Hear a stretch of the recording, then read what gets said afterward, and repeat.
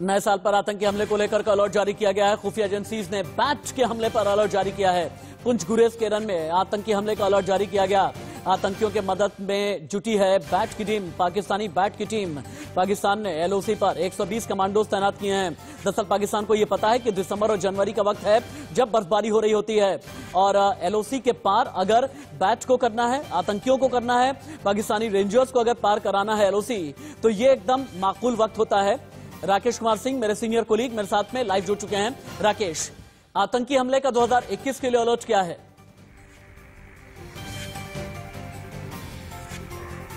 देखिए राशिद, खुफिया एजेंसियों के पास स्पेसिफिक इनपुट है, उसके मुताबिक बैट एक्शन के फिराक में है और इसको लेकर पाकिस्तानी सेना और पाकिस्तानी खुफिया एजेंसी आईएसआई ने एक प्लानिंग के तहत ये तय किया है और स्पेसिफिक इनपुट मिलने के बाद कल एसओएस जारी किया गया है एलओसी और आईबी के लिए। एलओसी केरन और गुरेज सेक्टर और पुंछ सेक्टर पर बैट एक्शन के फिराक में है और सबसे महत्वपूर्ण बात यह है कि स्पेसिफिक जो इनपुट है उसके मुताबिक एलओसी पर 120 के करीब एसएसजी के कमांडो तैनात किए गए हैं। जैसा कि आप जानते हैं, बैट टीम में पाक सेना के कमांडो और आतंकी होते हैं जो घात लगाकर जो स्पेसिफिक इनपुट है उसके मुताबिक घने कोहरे और अंधेरे का फायदा उठाकर हमला करने के फिराक में है। खुफिया सूत्रों ने यह भी जानकारी दी है कि पाकिस्तानी सेना जो है राजौरी और पुंछ के सामने आतंकियों को घुसपैठ कराने के लिए लगातार अपनी सेना की मौजूदगी बढ़ा रहा है और 102 mm मोटार तैनात किया है। पाकिस्तानी सेना 102 mm मोटार के जरिए आतंकियों को घुसपैठ करा। राकेश कुमार सिंह, बहुत शुक्रिया आपका इस तमाम जानकारी के लिए। एक और बड़ी खबर आ रही है, पुंछ में पाकिस्तानी फायरिंग का भारत ने दे दिया है करारा जवाब। भारत की जवाबी कार्रवाई में पाकिस्तानी जवान ढेर हो गया है। कस्बा और केरनी सेक्टर में पाकिस्तान ने की थी गोलीबारी, अभी की बड़ी खबर है। तेजी के साथ में आगे बढ़ेंगे। अगली बड़ी खबर, 7वें दौर में भी सरकार और किसानों में बात नहीं बनी है। 4 जनवरी को फिर से किसानों के साथ में बातचीत होगी। सरकार ने किसानों की 4 में से 2 मांगे मान ली हैं। पराली जलाने और इलेक्ट्रिसिटी एक्ट पर सरकार झुक गई है। एमएसपी को कानून का दर्जा देने पर अगली बैठक में चर्चा होगी। सीधे ग्राउंड जीरो पर चलते हैं। दिल्ली यूपी बॉर्डर से जतिन गोस्वामी लाइव हैं। जतिन, राकेश टिकैत भी आपके साथ अभी हैं। अब यह बताएं कि 4 जनवरी को लेकर के कितनी उम्मीदें राकेश टिकैत को हैं और क्या वो मानते हैं कि जब 4 दिन के बाद दोबारा से बातचीत होगी सरकार के साथ में तो बात बन जाएगी, कानून रद्द होगा या नहीं? जी जी जी देखिए, मैं सीधे उनसे सवाल पूछ लेता हूं। राकेश जी हमारे साथ हैं, वो कहीं जा रहे हैं, पहले ये पूछ लेते हैं कहां जा रहे हैं। सर कहां जा रहे हैं? शाहजहांपुर, जो राजस्थान वाला बॉर्डर है हरियाणा, उस पर जा रहे हैं। बावल और शाहजहांपुर, वहां पर जाएंगे। जो आगे बैठक होनी है उससे क्या उम्मीदें हैं, ये जानना चाहेंगे। कल हम अपनी बैठक करेंगे, जो करीब 80 लोग हमारे रहेंगे उसमें। कल अपनी बैठक कर 4 तारीख में फिर सरकार से हम बात करेंगे जी। और 2 बड़े इशू रह गए हैं हमारे, उन पर बातचीत होगी 4 तारीख। एक बार हम चाहेंगे वो 2 इशू दोबारा। 2 इशू हैं, जो 3 कानून है उनको वापसी लेने का और जो एमएसपी पर कानून बनाने का, ये 2 इशू पे सरकार से बात होगी। और 2 जो मुद्दे थे, बिजली और जो पुराली वाला था जो एनजीटी का वो है, तो उस पर हो गया 10 साल पुराने ट्रैक्टर पे बातचीत होगी। तो इन सब पे सहमति अभी मिली है। आपको लगता है 50% जीत हो गई है किसानों की? नहीं, होगी बातचीत, जैक पे होगी। इन्हें 50 क्या कहेंगे, इशू तो 700 इशू हैं किसान के। तो एक शुरुआत हुई है सरकार से बातचीत की। किसान क्रेडिट कार्ड भी है और भी है, बहुत मसले हैं। अभी उम्मीद, अगली बैठक से उम्मीद कितनी है? उम्मीद है कि कुछ तो समाधान निकलेगा अगले में। कल का जो सरकार का रुख रहा वो कैसा रहा? वो ठीक रहा। कल का किसानों का भी सरकार का भी एक अच्छे माहौल में बातचीत हुई है। जी जी। बस ये और पूछना चाहेंगे कि जो बैठक आपकी होनी है वहाँ, वो कहाँ हो रही है और कौन कौन उसमें शामिल हो रहे हैं? नहीं, वो तो सिंघू बॉर्डर पर होगी, जो अपने ऑफिस है वहाँ पे, उस पर होगी। और उसमें जितने भी लोग हैं, जो संगठन के लोग हैं, वे करीब 80 के आसपास लोग होंगे। तो उन सब से बातचीत होगी। अभी भी ट्रैक्टर ट्रॉली को लेकर कोई इशू है क्या राजस्थान? अभी ट्रैक्टर का ही स्थगित कर दिया हुआ। राशिद जी, आप सुन सकते हैं, और कुछ आप टिकैत साहब से पूछना चाहें तो आप मुझे बता सकते हैं। जी राकेश टिकैत जी से एक ही सवाल मैं और भी करना चाहूंगा कि जब कल सरकार के साथ में बातचीत हुई है तो क्या सरकार की बात में इन्हें क्रेडिबिलिटी, विश्वसनीयता नजर आई है? क्या उन्हें लगता है कि कानून रद्द वाकई में सरकार करेगी या सरकार अड़ी रहेगी? एक सवाल मैं ये भी करना चाह रहा था। जी जी जी जी जी मैं पूछ लेता हूं। जब कल बातचीत हुई है तो आपको क्या लगता है, सरकार की बातचीत में क्रेडिबिलिटी है, आपको विश्वसनीयता नजर आ रही है? सरकार कह रही तो ठीक ही कह रही, जो ऑथेंटिक अधिकारी वहां पर आए, मंत्री वहां पर आए, जी तो ठीक है उनका। तो आप क्या सुन सकते हैं अगर आप एक छोटा सा सवाल और, एक छोटा सा सवाल और सुनने में ये आ रहा है कि जो भारतीय किसान यूनियन उग्रहान गुट है उसकी सोच अलग हो गई है और बाकी संगठनों की सोच अलग हो गई है। क्या किसान संगठनों में किसी भी तरह से दो फाड़ है? जी, मैं एक बार सीधे उनको ओवर टू कर देता हूं, आप ये सवाल उनसे पूछ लीजिए। सर एक बार हम चाहेंगे आप ये सवाल एक स्टूडियो से राशिद जी पूछ रहे हैं। जी बस 2 मिनट बस मेरा एक ही सवाल है राकेश जी। राकेश जी, एक तो आपका बहुत बहुत धन्यवाद कि मेरे साथ में आप बात कर रहे हैं। बस एक ही सवाल है मेरा। सुनने में आया है कि भारतीय किसान यूनियन उग्रहान गुट जिनके जो टिकरी बॉर्डर पर असल में प्रदर्शन कर रहा है और उनकी सोच अलग हो गई है और बाकियों की सोच अलग हो गई है। सुनने में यह भी आ रहा है कि उग्रहान गुट के साथ में आप लोगों की कुछ नाराजगी भी हो गई है, इसमें सच्चाई है क्या? नहीं, वो तो सब साथ में थे, कल वहीं साथ में थे और सब इकट्ठे बाहर निकले हैं, कोई वो नहीं हो गया, सबने इकट्ठा बयान दिया। यानी किसानों में किसी भी तरह से दो गुट किसान नहीं है, ये कहना था राकेश टिकैत का। राकेश जी बहुत बहुत धन्यवाद इंडिया न्यूज से बात करने के लिए। नहीं, कोई दो गुट नहीं है। ठीक है, बहुत बहुत धन्यवाद आपका इंडिया न्यूज से बात करने के लिए राकेश टिकैत जी। लेकिन जतिन आपके साथ मैं बातचीत करूंगा, आपसे मैं बाकी रिपोर्ट लूंगा। लेकिन जो राकेश टिकैत कह रहे थे, मेरी पीसीआर टीम ग्राफिक्स और एडिटोरियल टीम ने उसे ग्राफिकल इनपुट में कन्वर्ट कर दिया है। ये क्या है अब आप समझिए आसान शब्दों में राकेश टिकैत कहना क्या चाह रहे थे। आधी बात बन गई, आधी 2021 में बनेगी। इसका मतलब क्या है, इसके मायने क्या है? 5 घंटे की बातचीत के बाद 2 मुद्दों पर मानी है सरकार। जो 7वें दौर की बात हुई है, बिजली बिल और पराली से जुड़े 2 मुद्दों पर सहमति बन गई है। सरकार किसानों की चिंताओं को दूर करने पर राजी हो गई है। सरकार के रुख के बाद किसान नेताओं ने भी नरमी दिखाई है। किसानों ने 31 दिसंबर को होने वाली ट्रैक्टर रैली को टाल दिया है। कृषि कानून और एमएसपी पर अभी भी मतभेद बरकरार है, जैसा कि राकेश टिकैत कह रहे थे। अब सवाल यह है, आंदोलन में आगे क्या होगा? 7वें दौर की बातचीत में 2 मुद्दों पर रजामंदी बन गई है, जैसा कि मैंने अभी बताया। 2 बड़े मुद्दों पर मतभेद बरकरार है। कृषि कानूनों को वापस लेने की मांग अभी भी किसानों की बनी हुई है। एमएसपी पर लीगल गारंटी की रजामंदी अभी नहीं बन पाई है। यह भी एक मसला है जो कि फंसा हुआ है। अगला बदलें। अब क्या है ना, भारतीय किसान यूनियन उग्रहा का रुख बाकियों से अलग है। किसान संगठनों के बीच टूट बढ़ी तो सरकार नहीं झुकेगी, सरकार को फायदा हो जाएगा। टिकरी बॉर्डर पर भारतीय किसान यूनियन उग्रहा एक्टिव है। उग्रहा ने ही छात्र नेताओं की रिहाई का मुद्दा उठाया था। उग्रहा के मंच पर आपको याद होगा, दिल्ली दंगों के आरोपियों के पोस्टर दिखे थे, शर्जील इमाम के पोस्टर दिखे थे टिकरी बॉर्डर पर। बाकी संगठनों ने उग्रहा ग्रुप से किनारा करना शुरू कर दिया है। कुछ संगठन बदलाव तो बाकी कानून रद्द करने की मांग पर अड़े हैं और किसान संगठन में फूट पड़ी तो सरकार आगे नहीं झुकेगी। आगे बढ़ते हैं खबरों में, हम अगली खबर ले लेते हैं। एआईएमआईएम ने टीएमसी को भेजा है साथ लड़ने का प्रस्ताव। पश्चिम बंगाल की यह बहुत बड़ी खबर है। यानी पश्चिम बंगाल में एआईएमआईएम संयोजक ने एक प्रपोजल भेज दिया है। यह कह दिया विधानसभा चुनाव साथ लड़ने का प्रस्ताव भेजा है। टीएमसी नहीं मानी तो अकेले लड़ने का ऐलान। पश्चिम बंगाल की यह बहुत बड़ी खबर है। 2021 में मई में बंगाल विधानसभा का चुनाव है। भारतीय जनता पार्टी ने इसके लिए एक टारगेट 200 रखा है। लेकिन ममता बनर्जी कभी सब्जी बनाती नजर आती हैं, कहीं पर ममता बनर्जी लोकगीत पर नाचती हुई भी नजर आती हैं। लेकिन ममता बनर्जी को सीधे तौर पर एआईएमआईएम यानी असदुद्दीन ओवैसी, अकबरुद्दीन ओवैसी की जो पार्टी है उसने ऑफर दे दिया है कि साथ में मिलकर के चुनाव लड़ लें, ताकि कहीं ऐसा ना हो कि मुस्लिम वोट में किसी भी तरह का बिखराव हो जाए। अब इसके पीछे की रणनीति क्या है, इसके पीछे की स्ट्रैटेजी क्या है, दीदी की चाल क्या है, अमित शाह की चाल क्या है, ये दोनों समझें आप। अब यहां धर्म की बात आ जाती है। क्या क्या है समझिएगा। याद होगा आपको, अमित शाह ने मेदिनीपुर की रैली में जय श्री राम के नारे लगाए थे। ममता ने भाई भतीजावाद को बढ़ावा दिया, यह भी अमित शाह ने कहा था। अमित शाह ने पश्चिम बंगाल में गुंडों का राज कायम है, यह बोला था। और वहीं पर ममता बनर्जी ने किस तरह का जवाब दिया, ये बात देखें आप। देश के गृह मंत्री को देश के बारे में सोचना चाहिए, यह ममता बनर्जी ने बोला। अगली प्लेट पलटें। दीदी वर्सेस अमित शाह का प्लान। ममता ने भाई भतीजावाद को बढ़ाया तो ममता बोली बंगाल है, कुछ बाहरी गुंडे आकर के यहां पर रहने की कोशिश कर रहे हैं। पश्चिम बंगाल में गुंडों का राज चलता है, अमित शाह बोले। ममता ने जवाब दिया, गुजरात तो नहीं बनने दूंगी। अगला, अमित शाह ने कहा चुनाव से पहले अकेली पड़ जाएंगी दीदी, ये कहना था अमित शाह का। लेकिन संविधान के मुताबिक चुनाव लड़ते हैं, ये सीधे तौर पर कह दिया ममता बनर्जी ने। ममता बनर्जी ने यह भी कहा संघीय ढांचे को जमींदोज नहीं कर सकते।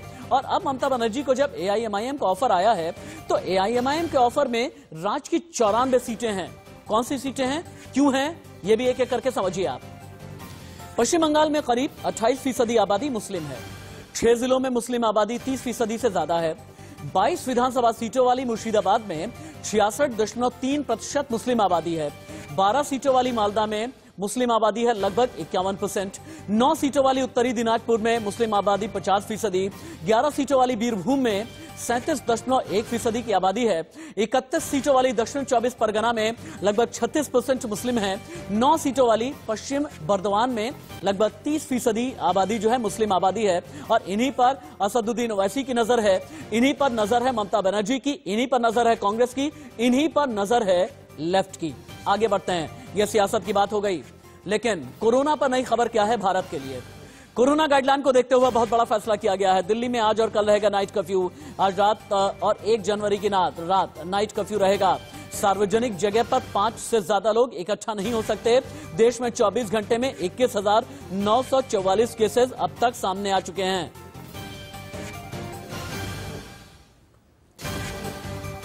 कोरोना गाइडलाइन को देखते हुए बड़ा फैसला किया गया है। दिल्ली में आज और कल रहेगा नाइट कर्फ्यू। मुंबई में भी कमोबेश इसी तरह से नाइट कर्फ्यू का ऐलान किया गया है। लेकिन कोरोना से रिकवरी तो हो रही है, लेकिन सावधान किस हद तक रहने की जरूरत है, यह भी आप देखें।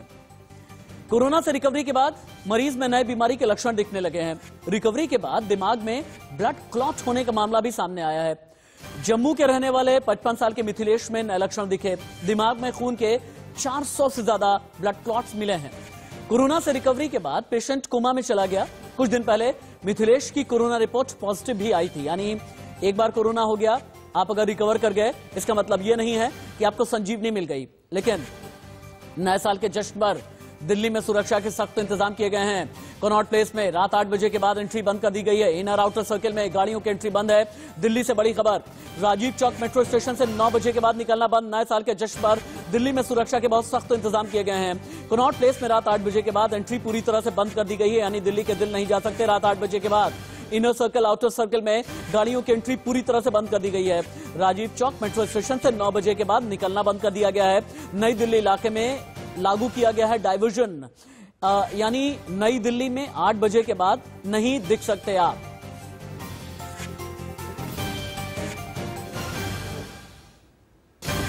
एनसीआर में न्यू ईयर्स ईव को देखते हुए और कड़ाके की ठंड को देखते हुए और कोविड-19 के नए स्ट्रेन को देखते हुए दिल्ली डिजास्टर मैनेजमेंट एसोसिएशन ने यह कहा है कि दिल्ली में आज और कल यानी न्यू ईयर्स ईव पे और न्यू ईयर के दिन पर रात के 11 बजे से सुबह 6 बजे तक कर्फ्यू लगाया जाएगा। इस कर्फ्यू में 5 से ज्यादा लोगों को एक साथ बाहर निकलने की नहीं अनुमति मिलेगी। न्यू ईयर का कोई सेलिब्रेशन बाहर कहीं पे नहीं हो पाएगा।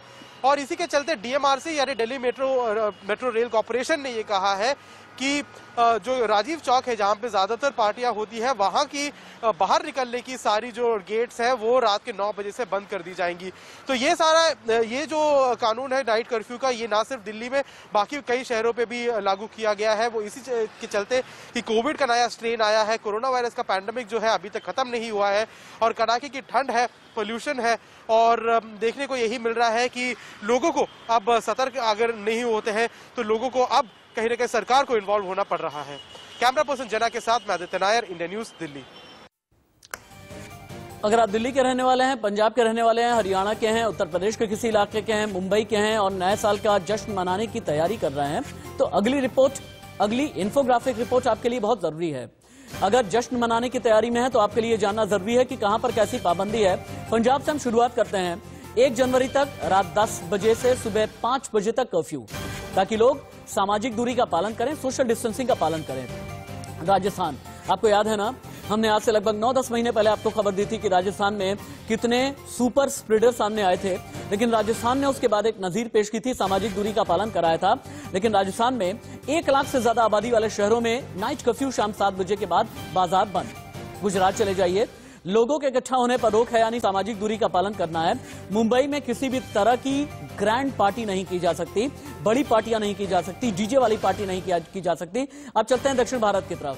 कर्नाटक, नाइट कर्फ्यू हटाया गया है, लेकिन 2 जनवरी तक इकट्ठा नहीं हो सकते।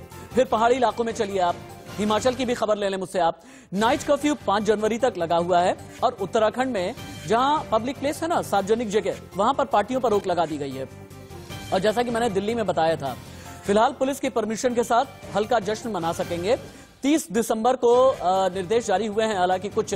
वहीं नोएडा में कोविड प्रोटोकॉल के साथ ही अगर कोई सेलिब्रेशन होता है तो मना सकते हैं।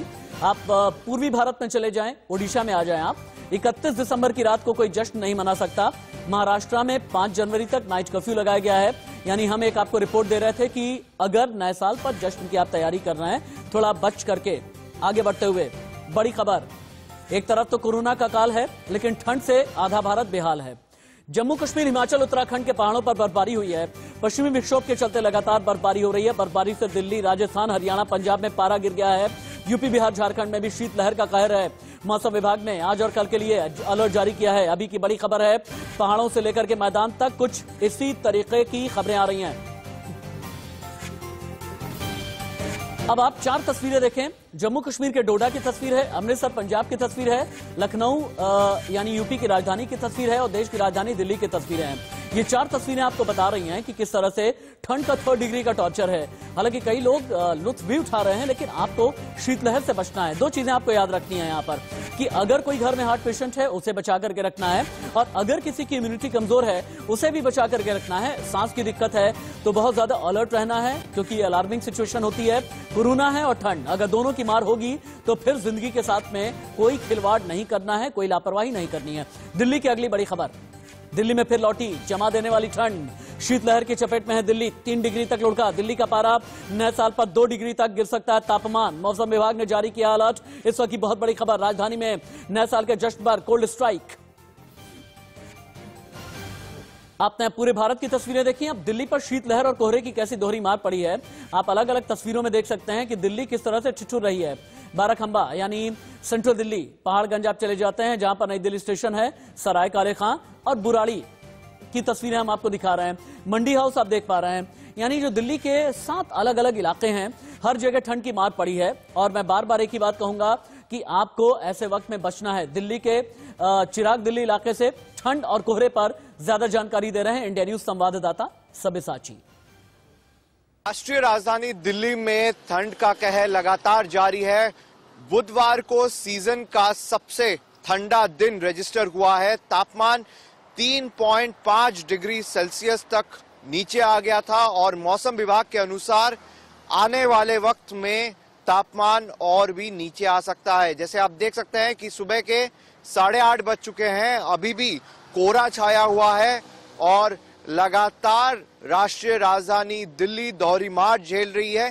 पहली मार ठंड की वजह से, दूसरी मार पॉल्यूशन की वजह से, क्योंकि लगातार मौसम के कारण जो एयर क्वालिटी इंडेक्स है वो भी बढ़ता जा रहा है और गंभीर श्रेणी में बना हुआ है।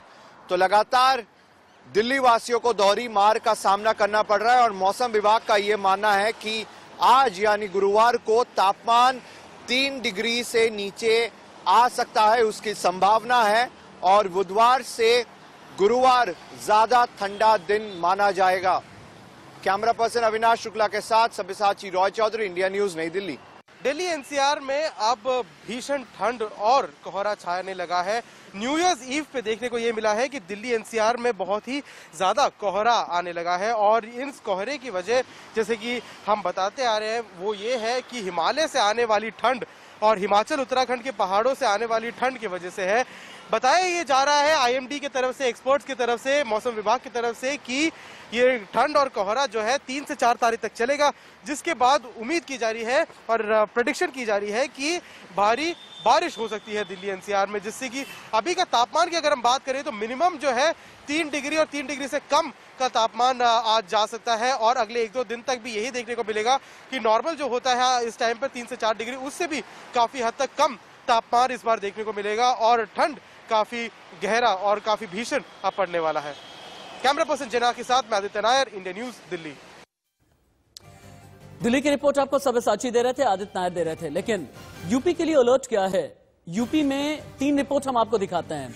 अलग अलग इलाकों की रिपोर्ट है। अवध से लेकर के पूर्वांचल, बुंदेलखंड, हर जगह की रिपोर्ट है, जहां पर आप देखेंगे लखनऊ से लेकर के बहराइच, एटा से लेकर के और बाकी इलाकों में ठंड का कहर है। और ठंड के कहर की वजह से क्या यूपी पर असर पड़ा है ये भी आप देखें, किसानों पर क्या असर पड़ा है ये भी आप देखें, अलाव का इंतजाम क्या किया गया है इसकी रिपोर्ट भी इंडिया न्यूज संवाददाता आपको बताएंगे। यानी लखनऊ, बहराइच, एटा की रिपोर्ट। कि आज की अगर हम बात करें तो राजधानी में काफी घना कोहरा है और सर्दी भी काफी बढ़ चुकी है। शीतलहर का प्रकोप लगातार जारी है।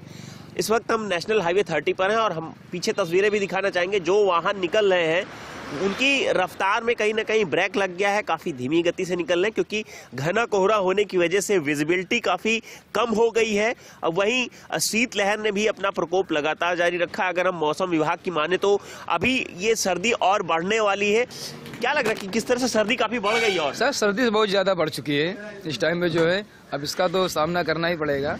जैसे सर्दी बढ़ेगी वैसे वैसे कुछ तो लोगों की मुश्किलें भी बढ़ेंगी। बिल्कुल, सर्दी से कहीं ना कहीं मुश्किलें लोगों की बढ़ती है। हालांकि यहाँ पीछे देख रहे हैं कुछ लोग अपनी सर्दी भगाने के लिए आग का सहारा भी ले रहे हैं। वहीं अगर हम होटल की बात करें तो होटल पे देख रहे हैं कि गरम गरम पकौड़ियां निकल रही हैं और लोग इसका लुत्फ भी लेते हुए नजर आ रहे हैं। कुछ लोग उसी के सामने अंगीठी में हाथ भी सेक रहे हैं। तो ऐसे में कहीं ना कहीं जिस तरह से लगातार उत्तर भारत की बात की जाए तो सर्दी का सितम जारी है और अभी आगे और बढ़ने की भी आशंका जताई जा रही है। जिस तरह से मौसम विभाग ने अलर्ट जारी किया है कि आने वाले कुछ दिनों में उत्तर भारत के कई राज्य हैं जिनमें जो पारा है और नीचे लुढ़क सकता है।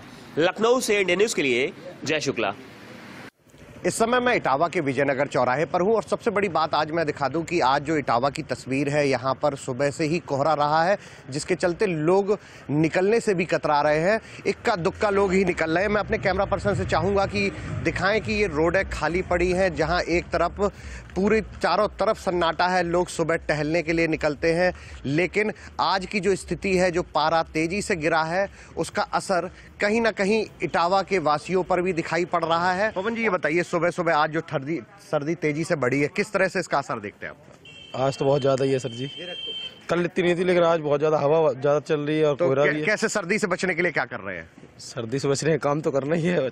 नहीं, अलाव जला रहे हैं, कुछ ताप रहे हैं, किस तरह से? हाँ, आग ही जल रही है। आगी जल रही है। हाँ, वो सामने जल्दी देखो। तो ये आगी जल रही है, लोग ताप के काम चला रहे हैं। सर्दी जो तेजी से बढ़ी है, आज पारा भी तेजी से गिरा है, किस तरह से आप लोग देख रहे हैं? इस समय बहुत सर्दी हो रही है। अलाव की गवर्नमेंट की तरफ से कोई व्यवस्था नहीं है अभी यहाँ पर। कोई व्यवस्था नहीं है। तो कहीं ना कहीं युवा हैं, जो लोग हैं, उनका कहना है कि सर्दी जिस तरह से बढ़ी है, वहीं प्रशासन ने अभी कोई व्यवस्थाएं नहीं की हैं, अलाव इटावा में नहीं जले हैं, जिसके कारण जिस सर्दी का जो सितम है लोगों को झेलना पड़ रहा है। कैमरामैन सुनील परासर के साथ अमित मिश्रा, इंडिया न्यूज इटावा। पहाड़ों पर हो रही भीषण बर्फबारी की वजह से मैदानी इलाकों में ठंड का प्रकोप काफी तेजी से बढ़ गया है। हाड़ कांपाऊ ठंड ने लोगों को घरों में दुबकने के लिए मजबूर कर दिया है। मैं इस समय आपको दिखाऊं कि ये गोंडा बहराइच हाईवे है, स्टेट हाईवे। आप देख पा रहे होंगे कि किस तरह से गाड़ियां जो है वो लाइट जला करके धीरे धीरे चल रही हैं। इससे साफ यह साबित होता है कि कोहरे का प्रकोप इतना अधिक है कि विजिबिलिटी बिल्कुल शून्य के बराबर है। दूसरा मार्ग मैं आपको दिखाता हूं, यह मार्ग जो है वो बलरामपुर हाईवे है। उस मार्ग से भी जो गाड़ियां आ रही हैं उसको भी आप देख पा रहे होंगे किस तरीके से बहुत ही धीरे धीरे रेंगती हुई गाड़ियां निकल रही हैं।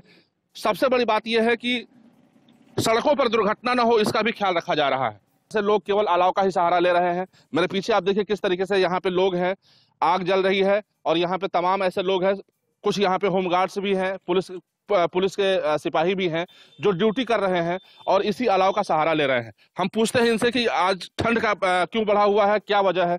क्या वजह है कि आप साल ओढ़े हुए हैं? साल इसलिए ओढ़ा है कि कोहरा बहुत ज्यादा है, ठंडी बहुत ज्यादा है, इसलिए मजबूरन हमें यहाँ खड़ा होना पड़ा है।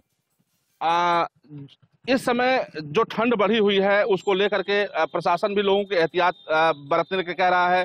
जो बुजुर्ग हैं उनको घरों से बाहर नहीं निकलने के लिए कह रहा है, फिर भी आप बाहर निकले हुए हैं। निकलेंगे नहीं तो चार पैसा कहाँ कमाएंगे? गलत तो नहीं क्या? देखिए और भी लोग हैं यहाँ पे और अलाव का सहारा लिए हुए हैं और यहाँ पर अपने हाथों को सेक रहे हैं।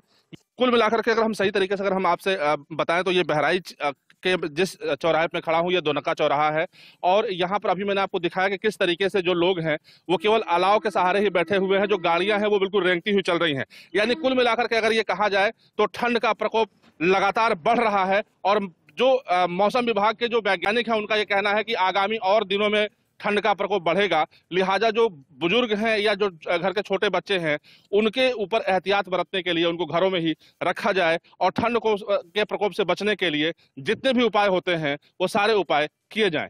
Sanjay Mishra, India news, Bahraich. आज के अभी के बुलेटिन के अंत में एक ही बात कहना चाहूंगा, अपना बहुत ख्याल रखिए, अपनों का बहुत ख्याल रखिए, हंसते मुस्कुराते रहिए। साल 2020 ने बहुत दर्द दिए हैं, साल 2020 ने कोरोना की दहशत भी दी है, लेकिन साल 2020 ने एक उम्मीद भी दी है, एक ताकत भी दी है कि अगर वाकई में हम लड़ना चाहेंगे तो बड़ी से बड़ी मुसीबत से भी लड़ सकते हैं। ये हिंदुस्तान ने दिखाया है, ये इस राष्ट्र ने दिखाया है, और इसीलिए नए साल का जश्न मनाएं, अपनों के साथ मनाएं, लेकिन बच करके मनाएं, सामाजिक दूरी का पालन करें, किसी भी तरह से भीड़ इकट्ठा ना करें। याद रहे, अच्छे हैं, बेहतर हैं, जश्न फिर भी मना लेंगे, और सिर्फ नए साल की मुबारकबाद अगर फोन पर भी दे देते हैं वो भी काफी होती है।